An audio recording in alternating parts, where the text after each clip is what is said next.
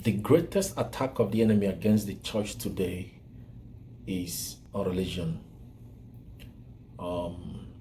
Religion is a bondage. I'm not a religious person, and I don't intend to be. And I don't believe in religion because I think that Jesus didn't bring religion to the world. When Jesus came to the world, his purpose, his mission on the earth was not religion. So I don't believe in religion. I don't subscribe to it. I believe in personal relationship with God because it's in the place of personal encounter that you know the grace of God. It's in the place of encounter with God that you know the love of God. It's in the place of encounter with God that you understand the purpose of Christianity. There is a young man in the Bible called the prodigal son. The prodigal son took a part of, he asked for a part of his share of the father's property, and he went to a far country and he squandered it, and he came back to his father's house. The Bible says he came to his senses and he said to himself, I will go back to my father's house. I will get up and I will go back to my father's house, and perhaps he might make me one of his hired servants. But when he got back to his father's house, his father received him with joy and called for a party. He received him. The Bible said the father gave him a golden ring, changed his clothing, gave him a total makeover, forgave him, embraced him, kissed him. But the elder brother, I might call this teaching the spirit of the elder brother, because that is the bondage holding the church down, the spirit of the elder brother. The elder brother, when he saw the party going on for his younger brother who came back, who was restored, he was angry. And he said to his father, he pulled the father by the side and said to him, I've been with you all these years. I've been serving you all these years, and you've never killed one ram for me. You've never done nothing for me. And this your useless son, who went and squandered your wealth, came back and you still received him. Now, the spirit of the elder brother is the spirit of religion. See, I'm afraid of religious people. I stay away from religious people because I have seen religion. I was born in church. My father preached the gospel. My father was an evangelist. So I grew up in church. I grew up among pastors. I grew up in a family that is inclined to ministry. And because of that, I've seen church in different dimensions. I'm afraid of religious people because sometimes there is this element of this, I'm trying not to use the bad word. There is this ruthless spirit I see among people who are religious. They don't receive people, they reject people. Especially if you make a mistake and you come back to the church or you come back to the Lord, some people just dislike you. They don't want you. And that is so heartless. If you don't know the love of God, you shouldn't preach the gospel, because the purpose of the gospel is for people to understand the love of God. This made me understand that just because somebody goes to church don't mean they are Christian. I used to think that because somebody is frequenting church and serving in church and devoted and committed, then that makes the person a Christian. No, the purpose of Christianity is to love people, to receive people, to show love to people. And sometimes when people backslide and come back, it seems we give them some kind of attitudes like they are not supposed to come back, they are not supposed to be welcome, they are not supposed to be embraced in church. And I'm asking, what is the purpose of Christianity? The purpose of Christianity is to love people, to receive them, and to make them part of the family. You see, there's a man called Jesse. When Prophet Samuel told Jesse, I'm coming to your house to make a sacrifice, sacrifice to the Lord. He didn't tell him his intention. And when he got there, Jesse did not tell him about his son David. So he presented his better sons. He presented Eliab, he presented the bigger boys, but he rejected David.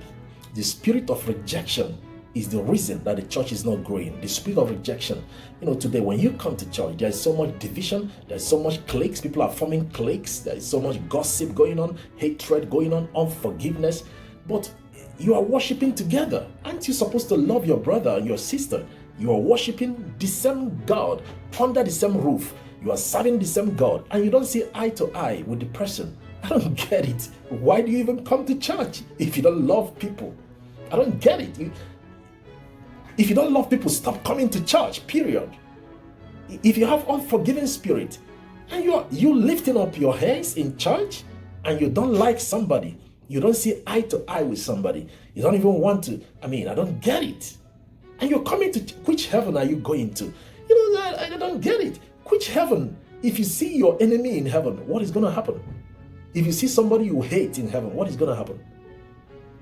The spirit of the elder brother is the problem that we have in church. Now, when I'm talking about the church, I'm talking to every Christian. This video is for Christians. So I don't care the church you attend, because I'm not a religious person. I serve God. I believe in personal relationship with God. It doesn't matter the church you go, just serve your God. Have a personal relationship with God. See, when you don't understand the love of God, you will step on toes and people will leave church because of you. If you don't understand the love of God, you're going to hurt people. They are going to leave the church because of you. And the Bible said, you see, there's a curse that was placed upon a person that makes somebody to leave the church. The Bible says it's better for you that a stone is laid on your back and you are drowned in an ocean. It's better than for you to make somebody to leave the church. You got to be careful. You see, there are so many examples in the Bible where the spirit of the elder brother is seen. You see, among the brothers of Joseph, they rejected him. They didn't want him. The spirit of rejection. We are brothers. We are supposed to be brethren, but we are rejecting one another. And because of that, there is no unity, there is no love, there is no cooperation. And where there is no love, do you think the glory of God will come down? Do you think the presence of God will be felt? Do you think God will release himself to a church or to a fold who do not understand love? How dare you preach the gospel if you don't love people? You should shut your mouth. Don't preach the gospel if you don't love people. I don't get it, because the gospel is the love of God. It's love, nothing else but love. You come into church, you're serving in church, you drink. I don't get it. You see, I was telling somebody, I don't want to waste my time. You understand? Because you come to church, you are paying tithe, you are paying offering, you are driving to church, you're wasting your gas, your time, and these are times you should use to do other things. So you are using all these resources, these energies to come to church, and you are serving. But you have hatred in your heart and rejection for somebody. What is the use? No, but for Christ's sake, what is the use? It's not better to stay at home, or better still, be an unbeliever. Because I don't know how you reject people, you hate people, and you expect to make it to heaven. I don't know how that's going to happen. I'm just trying to say, the spirit of the elder brother is the reason that the church is not growing. Because it's the spirit of rejection, it's the spirit of hatred, it's the spirit of malice, spirit of bitterness, the spirit of enmity. That is the reason. That was the reason that Cain killed Abel. You read the Bible, in the book of Genesis, I think chapter 4. Abel offered sacrifice. Cain, his brother, offered sacrifice. And Cain was angry in his heart, jealous. He killed his brother. The same spirit, the spirit of the elder brother, manifested in Genesis, manifested in Luke chapter 15 with the prodigal son, manifested with Joseph. His brothers rejected him and sold him out. Manifested with David. His own father rejected him and never recommended him. The Bible said that when Saul, who became Paul, when he repented and gave his life to Christ, even the church did not receive him. Even the church rejected him. What is wrong with us? Why would you say you're a Christian and you don't love people? I mean, you don't forgive people? You want to go to heaven? I'm wondering, which heaven are you going to? Is there any other heaven? If you see somebody you hate in heaven, what is going to happen? What if you see the brother you hate in heaven? What if you see the pastor you hate in heaven? And sometimes you see one pastor attacking the other pastor. Have you ever seen occultic people attack one another? Have you ever seen demons fight one another?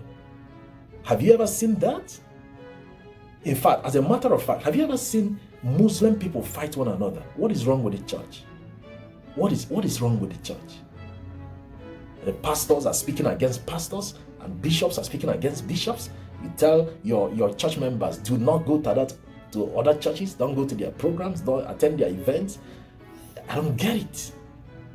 Where there is no oneness, where there is no unity, where there is no love, nothing grows. Everything dies in the absence of love. Everything dies. And that is why when you go to so many families today, father is fighting mother, mother is fighting father, children are fighting, and the home becomes a war zone. Please, you see, there is something I normally do, the book of John, because I think John the Beloved, he gave a powerful description of Jesus. When you read the book of John, the epistle of John, the letter of John, it brings you to the heart of Christ. And I normally read the book of John. Often I read it again and again and again and again because it brings to heart the love of God, the heart of Jesus Christ, the compassion. I'm scared of people who don't have compassion. I'm scared of people who don't have kindness. I'm scared of a person who is religious. I hate religion. That's what I'm trying to say. You see this video? I'm doing this video because I hate that word, religion. I just hate it. I hate everything about it. I want to have personal relationship with God. And when I come to church, it's because I love Jesus. It's because I want to worship with these people. Not because I'm religious. I'm not doing it for anybody to see me. I don't care who sees me. Honestly, I really don't care.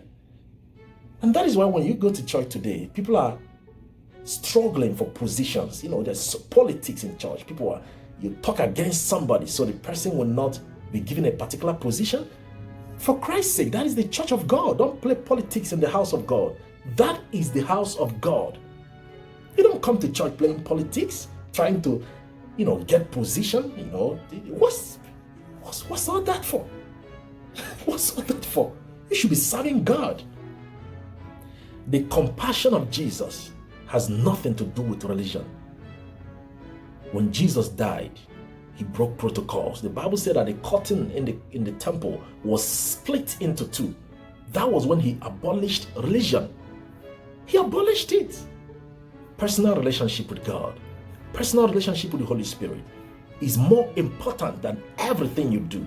So when you come to church, you are worshiping Jesus, not because you want somebody to see you, not because you want to, get some kind of position or special title. That don't make no sense. Serve God. When you have this personal contact with God, Christianity becomes sweet. It's so sweet to serve Jesus because you are doing it for God. I hate religion and I hate everything about it. God bless you.